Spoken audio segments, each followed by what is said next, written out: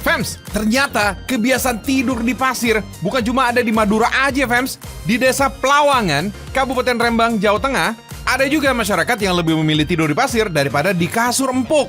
Ini adalah salah satu kearifan budaya masyarakat di sana yang masih lestari hingga saat ini, Fems. Tradisi unik tidur di atas pasir sudah ada sejak puluhan tahun silam. Meski warga sudah memiliki tempat hunian yang layak, warga pesisir pantai Blandong ini lebih memilih tidur di sebuah gubuk kecil berukuran 3 x 2 meter yang dibangun di dekat tepian pantai. Warga menyebut bangunan gubuk itu dengan istilah krompok. Krompok di pesisir pantai Blandong ini jumlahnya makin berkurang seiring perkembangan zaman. Dari yang awalnya berjumlah ratusan krompok, kini hanya tertinggal 3 bangunan krompok. Gubuk krompok ini bangunannya sederhana banget, Fems. Rangkanya dari bambu, atapnya pakai asbes, dindingnya pakai sasak. Pasir yang digunakan untuk alas tidur bukan pasir sembarangan ya, Fems. Pasirnya harus diayak dulu.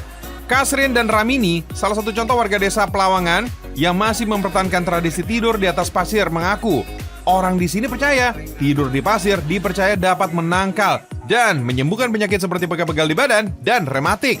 37 tahun tidur di bawah ini. Ya apa penyakit rematik tidak ada, terus linu-linu ya tidak ada.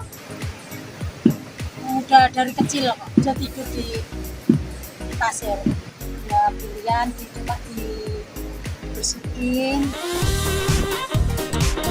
Terlepas dari berbagai khasiat yang dipercaya masyarakat, pasir telah menjadi bagian tak terpisahkan dari kehidupan warga di sini. Tidur di pasir telah menjadi kearifan lokal masyarakat pesisir Pantura Rembang yang tak serta-merta hilang akibat gerusan zaman, Fems.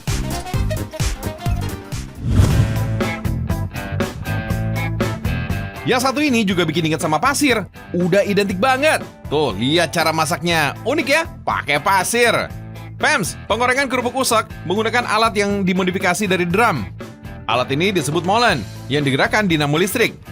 Setelah pasir dipanaskan, kerupuk dimasukkan dan masak sampai mengembang. Oh iya, pasir yang digunakan ini bukan pasir biasa, Fems, tapi jenis pasir gunung atau pasir sungai yang telah disterilkan. Pasir ini digunakan juga karena tidak mudah menempel pada permukaan kerupuk. Kerupuk usek disebut rendah kolesterol karena proses penggorengan yang tidak menggunakan minyak. Bagi wisatawan, kerupuk ini dikenal dengan nama kerupuk miskin atau kerupuk melarat. Tapi warga di desa Kabundelan lebih suka disebut dengan kerupuk usek, Fems. Menurut mereka, nama kerupuk miskin atau melarat kurang pas disandang kerupuk ini karena biasa disantap oleh semua kalangan masyarakat. Mengingat prosesnya yang dipanaskan dengan pasir, kerupuk usek ini bisa disebut juga dengan nama kerupuk tayamum, Fems. Soal nama nggak usah diperdebatkan. Yang terpenting, kerupuk usek ini harus dilestarikan sebagai identitas turun-temurun kudapan dari Jawa Tengah. Oh iya, yang unik juga dari kerupuk ini adalah proses pencetakannya. Adonan kerupuk dibentuk dengan cetakan kayu. Caranya mudah, tinggal tarik tuas sampai adonan keluar dan membentuk bulir panjang. Fems, adonan hasil pencetakan ini disebut plototan. Selama proses pencetakan, plototan harus dikipas-kipas biar nggak lengket. Lalu, adonan dibentuk melingkar, layaknya kerupuk mie yang sering kita jumpai di warung-warung. Selain kerupuk mie, ada lagi proses pencetakan kerupuk yang menarik, Fems. Kerupuk yang ini dibuat dengan cetakan berlubang. Lalu, tekan cetakan sampai adonan keluar. Jangan terlalu tebal ya. Lalu, potong adonan dengan senar. Tinggal tata di atas eplek atau tatakan. Unik ya? Kalau udah dicetak, tinggal dikukus kemudian dijemur deh. Begitulah, Fems, proses mencetak kerupuk usek khas dari daerah Batang, Jawa Tengah. Kalian bisa lihat produksinya di desa Kabundelan, Kelurahan Karangasem Selatan, Kecamatan Batang. Tapi jangan lupa borong yang banyak ya, Fems.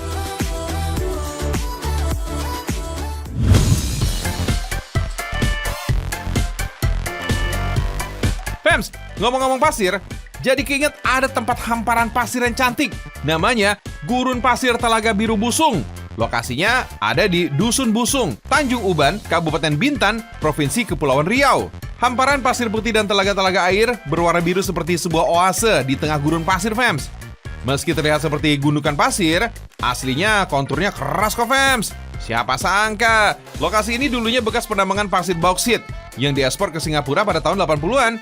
Kini, gundukan pasir ini sudah keras seperti kerang sejak ditinggal penambang yang dihentikan sejak awal tahun 90-an. Karena udah puluhan tahun terbengkalai, cekungan bekas galian terisi air hujan. lama-kelamaan menjadi telaga air berwarna biru yang cantik banget, fams. Warna air yang berwarna biru jernih kontras dengan gurun pasir berwarna putih agak kekuningan, fams. Gak cuma dari Tanjung Pinang atau sekitar Bintan aja tuh. Wisatawan juga datang dari luar Pulau Bintan dan tamu mancanegara, terutama dari Malaysia dan Singapura. Kalau datang ke sini, jangan lupa siapkan kacamata hitam dan tabir surya. Soalnya panas pol, fams. Gak ada tempat untuk berteduh. Kecuali beberapa warung yang berdiri di area parkiran. Wah, bawa payung gede oke nih. Gimana? Jangan lupa ya, masukkan dalam daftar berlibur ke Bintan, fams.